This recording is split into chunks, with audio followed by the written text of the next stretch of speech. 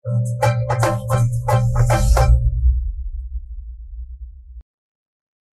pemirsa, kembali lagi bersama Fajar Berkah. Pasti berkah. Aduh nih Pak Ustadz, kita lanjutkan perbincangan tadi kita ya. Nah Pak Ustadz, kalau misalkan ada orang yang terus-terusan berikhtiar tapi nggak ada hasil gitu Pak Ustadz, atau mungkin apakah ada gangguan atau bagaimana tuh Pak Ustadz? Iya, jadi ada orang yang dia sudah ikhtiar secara maksimal, tapi tidak ada hasilnya gitu ya. Contoh kalau misalkan dia dalam perniagaan atau dalam bisnis gitu ya, ikhtiar dia sudah benar, marketing dia bagus, produk dia juga sudah bagus, tempat juga strategis, tapi selalu gagal, selalu bangkrut. Semakin dia usaha, bukan semakin dia sukses, semakin banyak hutang. Maka ada kondisi-kondisi tertentu campur tangan bangsa jin yang membuat seseorang selalu gagal. Ya bisa gangguan jin, bisa gangguan ain sebetulnya. Sehingga kemudian ikhtiar yang kita lakukan selalu gagal, selalu bangkrut. Kalau kasusnya seperti ini, maka harus melakukan terapi ruqyah syariah untuk membersihkan pengaruh-pengaruh gangguan jin atau sihir yang menghalangi ikhtiar kita sehingga kemudian tidak bisa berhasil tadi. Ada indikasi-indikasinya. Yang pertama, orang yang usaha atau ikhtiarnya itu selalu diganggu oleh jin adalah biasanya mereka-mereka yang dulu sukses. Pernah sukses. Atau kalau misalkan dia jualannya laris, tokonya laris, tapi tiba-tiba menjadi sepi drastik, tidak ada penjual sampai kemudian berujung kepada kebangkrutan. Kemudian secara fisik biasanya ownernya selalu sakit-sakitan. Betul. Atau anaknya, anaknya sakit, ganti-gantian biasanya istri sakit, anak sakit, rumah sakit, gitu ya. Kemudian biasanya akan terjadi mimpi-mimpi yang aneh. Seperti mimpi jumpa ular, kemudian mimpi berada di kuburan, kemudian mimpi hanyut, mimpi tenggelam, dan mimpi-mimpi yang aneh lainnya. Kemudian biasanya ownernya kalau dia sudah punya keluarga, maka di keluarga ini tidak harmonis. Berantem aja, masalah kecil jadi besar, istri selalu minta cerai, suami selalu marah-marah, emosi tidak terkendali, semuanya tidak bisa fokus, jadi tidak tenang.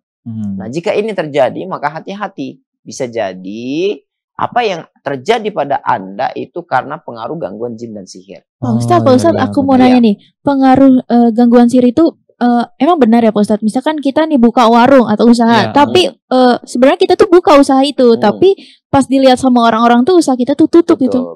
Apakah itu benar? Iya benar. Jadi salah satu ciri bahwa tempat usaha kita atau toko kita itu terkena gangguan sihir adalah toko kita selalu terlihat tutup padahal buka. Itu bisa Pak Ustadz? Bisa. Benar ya? Jadi jin itu memanipulasi mata manusia, itu dia terkena sihir mata, sehingga kemudian pelanggan-pelanggan yang biasanya belanja tempat kita, dia akan belanja ke tempat orang, diakibatkan dia melihat toko kita itu tutup.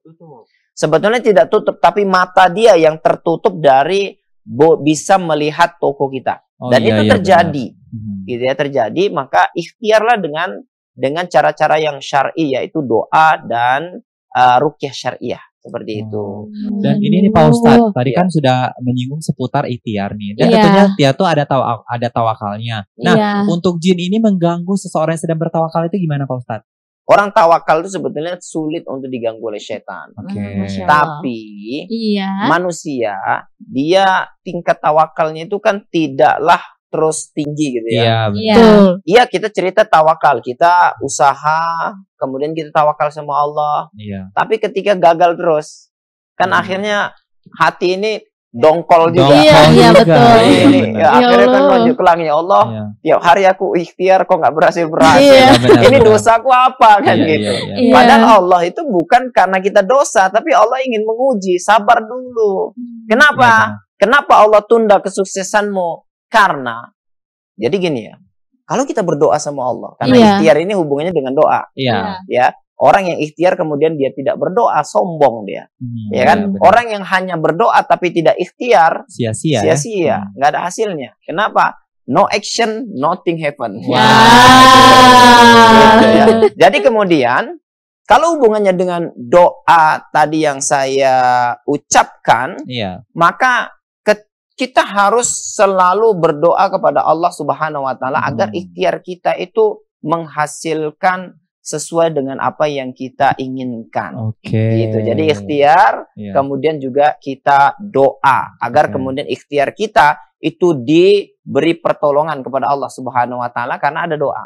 Ya, ingat ya, ketika kita berdoa ya Allah, maka doa kita naik ke atas langit. Ya. Ketika doa kita naik ke atas langit, maka dia akan berhenti di langit.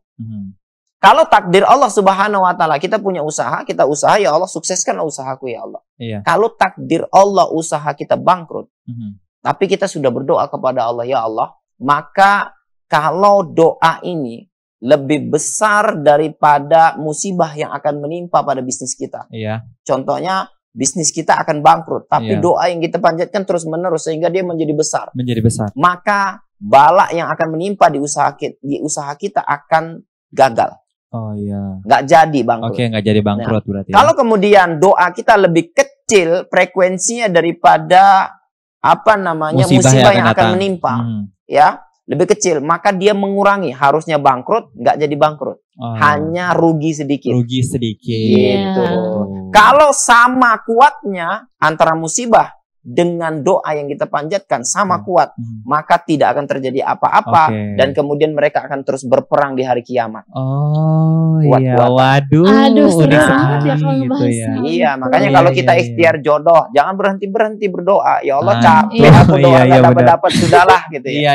Akhirnya pertempuran yang sama tadi nggak jadi-jadi. Benar. Padahal kita harus nambah doanya supaya apa? Supaya ini lebih besar kemudian menghapus bala benar. Tetapi ini Pak Ustadz ya, ketika ada seseorang yang sudah berikhtiar nih Pak Ustadz, tetapi ketika dia sudah bertawakal, dia sudah mendapatkan apa yang diinginkan.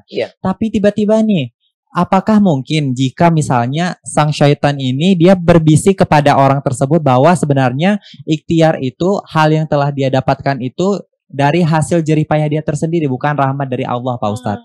Itu gimana Pak Ustadz? Jadi gini, ketika kita sudah mendapatkan apa yang kita harapkan. Contoh, kita pengen berbisnis, kita punya target nih 1 bulan misalkan 1 miliar gitu ya. Kemudian tercapailah 1 miliar. Untuk menunjukkan bahwa bisnis kita ini berkah atau tidak berkah, maka nanti kita bisa nilai dari kebaikan apa yang sudah kita dapatkan dari harta yang kita hasilkan. Kalau kemudian uang itu habisnya hanya untuk poya-poya, kalau kemudian uang itu habis begitu saja tanpa ada penambahan amal, maka itu bukan berkah, tapi musibah justrunya, ya. Nah, kalau kemudian dia akhirnya dengan kita sukses, akhirnya kesuksesan itu menjadikan kita menjadi orang yang dermawan, orang yang gemar bersedekah, orang yang menghabiskan hartanya untuk belanja, ya, apa-apa yang diperlukan dalam Islam untuk menyokong dakwah, untuk buat panti asuhan, untuk pesantren, bangun masjid, maka di situ kita bisa menilai bahwa bisnis atau usaha yang kita lakukan ini berkah dari Allah Subhanahu wa taala. Nah, sekalipun bisikan syaitan itu masuk, ini kamu tidak berkah, maka diabaikan. Karena bukan bisikan itu yang penting, tapi apa yang kita lakukan. Ternyata begitu ya. Iya, siap. Begitu. Oke, ini Pak Ustadz, kalau misalkan kita barusan ya Pak Ustadz yang katanya setelah dia sukses, misalkan ikhtiarnya berhasil, maksudnya dikabulkan oleh Allah, apakah setan ini masih terus berupaya untuk benar mengganggu gitu Pak Ustadz? Jadi setan ini kan ada level-levelnya. Level lagi nih. Setan ini dia mengganggu manusia sesuai dengan levelnya. Kalau jenderal ya jinnya jenderal juga gitu ya. Kalau ustadz ya jinnya ustadz juga. Kalau orang biasa ya jinnya orang biasa juga. Jadi seperti itu, dia ada level-levelnya. Makanya mereka tidak akan pernah berhenti sampai kemudian ketika kita ternyata dari usaha dan bisnis kita habiskan untuk sedekah. Setan tuh tidak akan pernah berhenti agar kemudian dibisikkan di telinga kita supaya kita bersedekahnya itu bukan karena Allah, tapi karena ingin dipuji, ingin dihormati, ingin mendapatkan kedudukan.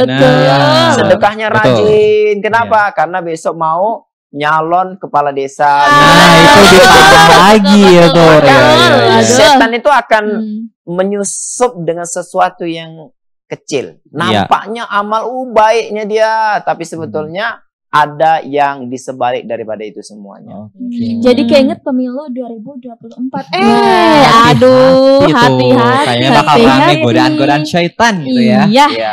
Waduh. Mungkin nanti ikhtiarnya perkuat gitu. Iya, benar. Tapi hasilnya juga jangan lupa nih. Iya, jangan lupa. Nih gimana lagi? Aku mau nanya nih, Pak Ustadz, aku mau nanya nih. Bagaimana jika ada orang yang berikhtiar, tapi orang tersebut tuh berikhtiar terus, tapi kan nggak dikabulin nih sama Allah, karena nggak sabar gitu. Tiba-tiba dia minta tolong ke dukun-dukun gitu. Iya, gimana tuh Pak Ustadz? Hukumnya apa? Iya. Datang ke dukun itu yang jelas adalah sesuatu yang haram. Ketika kita bertanya kepada orang pintar, kemudian kita tidak percaya dengan apa yang mereka ucapkan, maka kata Rasulullah, 40 hari ibadah kita nggak diterima. Kalau kemudian kita datang ke orang pintar, percaya dengan apa yang dia ucapkan, maka kita kufur dari milah Nabi Muhammad SAW. Kufur tanpa sadar. Makanya para pemirsa di rumah, ya ketika kita ikhtiar gitu ya, kok ikhtiar kita itu belum berhasil. Contohnya kita sakit, kita ikhtiar untuk sembuh, misalkan kita terkena gangguan jin atau sihir atau penyakit medis, kita ikhtiar dengan secara benar ya kan, harta yang kita habis keluarkan sudah banyak, tapi kok nggak dapat gitu ya. Atau kita ikhtiar berbisnis, kenapa kok bisnisnya nggak maju-maju? Ingat ya, Allah itu suka sekali dengan hamba yang menangis dan berdoa kepada Allah. Jadi terkadang terhalangnya kita untuk mencapai apa yang kita cita-citakan setelah ikhtiar kita betul-betul benar ini. Cara pengobatan sudah benar, cara ikhtiar dan usahanya sudah benar, tapi nggak dikabul-kabulkan juga sama Allah gitu ya. Bisa jadi ada sebuah rahasia dari Allah bahwa Allah itu sangat merindukan, rengekan dan merdunya doa kita setiap hari. Benar. Dan Allah tahu kalau dikabulkan nanti ini nggak doa lagi nih. Iya. Sementara Allah itu suka kalau doa ya Allah, sembuhkanlah aku ya Allah, sembuhkanlah aku ya Allah. Allah itu senang, masya Allah, ini inilah hambaku yang beriman. Gara-gara kita tiap hari gitu ya Allah, akhirnya kita mengambil jalan singkat untuk datang ke dukun. Sayang sekali. Allah Subhanahu wa taala jadi murka. Jadinya. Padahal besok udah mau disembuhkan ini. Sedikit gagal semuanya. Gagal karena gak sabar. Nah, pemirsa di rumah juga harus sabar dong menanti kita kembali nih bersama Fajar Berkah. Pasti berkah.